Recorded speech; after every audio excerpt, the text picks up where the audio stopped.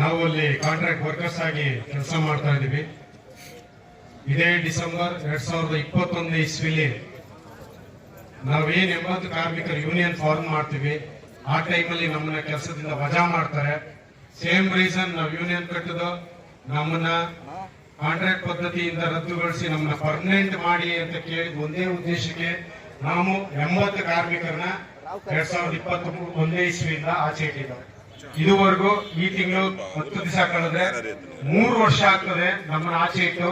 ಇದುವರೆಗೂ ನಮ್ಮ ಹೋರಾಟ ಸತತವಾಗಿ ನಡೀತಾ ಇದೆ.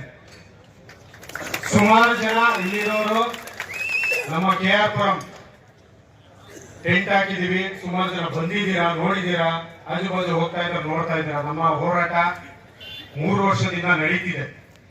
ಇವತ್ತು ನಿಮ್ಮ ಹೋರಾಟಕ್ಕೆ 17ನೇ ದಿವಸ. ಖಂಡಿತ ನಮಗೆ ತುಂಬಾ ಖುಷಿ ಆಗುತ್ತೆ. ಈ ಸ್ಟ್ರೆಂತ್ ನೋಡ್ತಾ ಇದ್ರೆ ಖಂಡಿತ ನೀವು ನಿಮ್ಮ ಗೆಲುವು ಕಂಡೇ ಕಾಣ್ತೀರಾ, ಹೊರಗಡೆ ಹೋಗ್ತೀರಾ. ನಿಮ್ ಡಿಮ್ಯಾಂಡ್ಸ್ ಪೂರ್ತಿ ಆಗೇ ಆಗುತ್ತೆ. ಕಾರಣ ಇಷ್ಟೇ, ಒಗ್ಗಟ್ಟು. ನಮ್ಮಲ್ಲಿ ಎಷ್ಟು ಒಗ್ಗಟ್ಟಿಂದ ನಾವು ಇರ್ತೀವೋ, ನಾವು ಎಷ್ಟು ಹೋರಾಟ ಮಾಡ್ತೀವೋ ಅಲ್ಲಿ ನಮಗೆ ಖಂಡಿತ ನಮ್ಮ ಬಾವುಟ ಒಳಗೆ ಹಾರುತ್ತೆ. ನಮ್ಮ ಡಿಮ್ಯಾಂಡ್ಸ್ ನಮಗೆ ಪೂರೈಸಲೇಬೇಕು. ಯಾಕಂದ್ರೆ ಕಷ್ಟಪಟ್ಟು ದುಡಿತಾ ಇರೋರು ನಾವು. ಇಲ್ಲಿ ಸುಮಾರು ಹಿರಿಕರಿದ್ದೀರಾ, ಸುಮಾರು 20, 30, 40 ವರ್ಷದಿಂದ ಕೆಲಸ ಮಾಡೋರು ಇದ್ದೀರಾ. ನಿಮ್ಮ ಜೀವನವನ್ನೇ ಅಲ್ಲಿ ಮುಡುಪಾಗಿಟ್ಟಿದ್ದೀರಾ. ಬಟ್ ನಿಮ್ಗೆ ಸಿಗ್ತಿರೋದೇನು? ಮಿನಿಮಮ್ ವೇಜಸ್ ಸಹ ನಿಮ್ಗೆ ಸಿಗ್ತಾ ಇಲ್ಲ. 700 ರೂಪಾಯಿ 800 ರೂಪಾಯಿ ದಿನಕ್ಕೆ ಕೆಲಸ ಮಾಡಿದ್ರೆ, ಇಲ್ಲ ಅಂದ್ರೆ ಅದು ಇಲ್ಲ. ನಿಮ್ಮ ಫ್ಯಾಮಿಲಿ, ನಿಮ್ಮ ಮಕ್ಕಳು, ನಿಮ್ಮ ತಂದೆ ತಾಯಿ ಪ್ರತಿಯೊಬ್ಬರು ಅದ್ರ ಮೇಲೆ ಅವಲಂಬಿಸಿಕೊಂಡಿದ್ದಾರೆ. ಆದ್ರೆ ಈ ಮ್ಯಾನೇಜ್ಮೆಂಟ್ ಅದು ಕೇಳಿಸ್ತಿಲ್ಲ. ಅವ್ರಿಗೆ ನಮ್ಮ ಕೆಲಸ ಬೇಕಷ್ಟೇ. ನಾವು ಬಾಯಿ ತೆಗೆದ್ರೆ ನಮ್ಮ ಆಚೆ ಆಗ್ತಾರೆ. ಸೊ ಅದಕ್ಕೆ ನೀವು ಎಲ್ಲರ ಜೊತೆಗೂಡಿ ಇದೊಂದು ಹೋರಾಟ, ಸುಭದ್ರವಾಗಿ ಹೋರಾಟ ಮಾಡ್ತಾರೆ. 17 ದಿವಸ ತಲುಪ್ತಿದೆ. ಖಂಡಿತ ಯಾವುದೇ ಅಂಶಗಳಿಗೆ ನೀವು ಒಳಗಾಗದಲೆ ನೀವು ನಿಮ್ಮ ಹೋರಾಟವನ್ನು ಮುಂದುವರಿಸಿ. ಖಂಡಿತ ನಾವು ನಮ್ಮ ಹೋರಾಟ ಈ 3 ವರ್ಷದಲ್ಲಿ ಹೇಳೋದು ಸುಲಭ. 3 ವರ್ಷ ಅಂದ್ರೆ ನಮ್ಗೆ ಯಾವುದೇ ತರದ ಸ್ಯಾಲರಿ ಬರೋದಿಲ್ಲ. 2 ವರ್ಷ 2.5 ವರ್ಷ ಅಲ್ಲೇ ಟೆಂಟಲ್ಲಿ ಮಲಗಿದೀವಿ. ಚಳಿ ಗಾಳಿ ಮಳೆ ಅಂತಲೇ ಅಲ್ಲಿ ಮಲಗಿದೀವಿ. ಮನೆಗೆ ತಗೊಂಡೋಗೋಕೆ ರೇಷನ್ ದುಡ್ಡಿಲ್ಲ, ತಂದೆ ತಾಯಿಗಳು ಹುಷಾರಿರಲ್ಲ, ಆಸ್ಪತ್ರೆ ತೋರ್ಸೋಕೆ ಕಾಸಿರಲ್ಲ. ನಮ್ಮಲ್ಲಿ 80 ಜನರಲ್ಲಿ 3 ಜನ ತೀರೋಗಿದ್ದಾರೆ.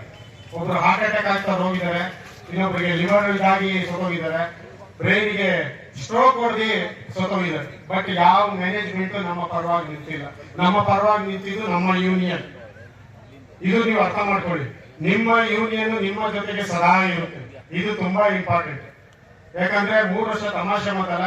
3 ಹೊತ್ತು ಊಟ, ಮಲಗಿದ ಜಾಗ. ಹೆಣ್ಮಕ್ಳು ಇರ್ತಿಲ್ಲ, ಹೆಣ್ಮಕ್ಳು ಬೆಳಗಿಂದ ಸಂಜೆವರೆಗೂ ಕೂರ್ತಿದ್ರು, ನೈಟ್ ಹೊತ್ತು ಹೋಗ್ತಿದ್ರು. ನಾವು ಹುಡುಗರು ಒಂದು 30 ರಿಂದ 40 ಜನ ರೋಡಲ್ಲಿ ಮಲಗ್ತಾ ಇದ್ವಿ. ಇದೆಲ್ಲ ನಾವು ನೆನೆಸ್ಕೊಂಡ್ರೆ ನಮ್ಗೆ ಅಳು ಬರುತ್ತೆ. ಆದ್ರೆ ಖಂಡಿತ ನಾವು ನಮ್ಮ ಹೋರಾಟನ ಬಿಟ್ಟಿಲ್ಲ.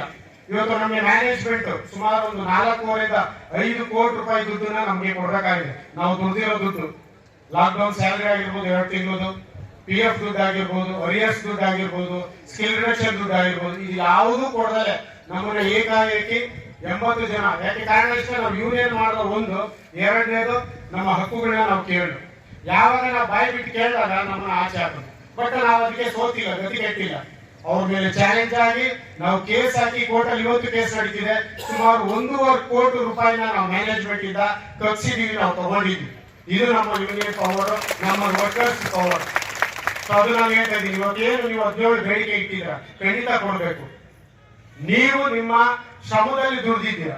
ಮ್ಯಾನೇಜ್ಮೆಂಟ್ ಬೆಳೀತಾ ಇರ್ತದೆ, ಅವ್ರು ಬರ್ತಾರೆ, ಯಾರೋ ಹೋಗ್ತಾರೆ. ಅವ್ರವ್ರ ಮಕ್ಕಳು, ಅವ್ರ ಫ್ಯಾಮಿಲಿ ಅವ್ರ ಸುಭದ್ರ ಮಾಡ್ಕೊಂಡು ಹೋಗ್ತಾರೆ. ಸಾಯೋರು ಯಾರು? ಕಟ್ಟಿದ್ ಯಾರು? ಉಳಿಸಿದ್ ಯಾರು? ಬೆಳೆಸಿದ್ ಯಾರು? ಇವತ್ತು ಪ್ರಧಾನಮಂತ್ರಿ ಹೇಳ್ತಾರೆ ನಾವು ಅದು ಮಾಡ್ತೀವಿ ಇದು ಮಾಡ್ತೀವಿ ಅಂತ. ಕಾರ್ಮಿಕರಿಗೆ ಏನ್ ಮಾಡಿದಿರ ಸ್ವಾಮಿ? ಏನು ಇಲ್ಲ, ಶೂನ್ಯ. ನಾನು ಆ ಪ್ರಾಜೆಕ್ಟ್ ಮಾಡಿದ್ರೆ ಈ ಪ್ರಾಜೆಕ್ಟ್ ಮಾಡಿದ್ಯಾರೋ? ಮೇನ್ ಇಲ್ಲಿ ತಳಸ್ಥಳದಲ್ಲಿ ನಾವು ಮಾಡಿರೋ ಕೆಲಸ ಯಾರು ಮೇಲ್ ಬರೋದಿಲ್ಲ. ಯಾರೋ ತೋರ್ಸ್ಕೊತಾರೆ, ಮಾಡೋಗ್ತಾರೆ. ಕೊಡಬೇಕು ತಾನೆ? ಖಂಡಿತ ಆ ಕಿಚ್ಚು ನಮ್ಮಲ್ಲಿದ್ರೆ ಖಂಡಿತ ಈ ಹೋರಾಟ ಇವತ್ತು ಯಶಸ್ವಿ ಆಗ್ಬೇಕು. ಇವತ್ತು ನಾವು 4 ಜನ ಆಫೀಸ್ ಬೇರಸ್ ಬಂದಿದ್ವಿ. ಖಂಡಿತ ಈ ಹೋರಾಟ ಮುಂದೆ ನಮ್ಮ 80 ಕಾರ್ಮಿಕರ ಜೊತೆಗೆ ಅವ್ರ ಫ್ಯಾಮಿಲಿ ಸಹ ಕರ್ಕೊಂಡ್ಬಂದು ನಿಮ್ ಜೊತೆಗೆ ನಾವು ಸಾಥ್ ಕೊಡ್ತೀವಿ. ನಿಮ್ಮ ಹೋರಾಟ ನಾವು ಇದ್ದೀವಿ. ಖಂಡಿತ ನಿಮ್ಮ ಹೋರಾಟ ಗೆಲುವು ಕಂಡೇ ಕಾಣುತ್ತೆ. ಅಲ್ಲಿವರೆಗೂ ನಿಮ್ ಜೊತೆ ನಾವು ಇರ್ತೀವಿ ಅಂತ ಹೇಳ್ತಾ ನಾನು 2 ಮಾತಾಡ್ತೀನಿ, ಮುಗಿಸ್ತಾ ಇದ್ದೀನಿ. ಇಂಕಲಾಬ್ ಜಿಂದಾಬಾದ್, ಜೈ ಭೀಮ್.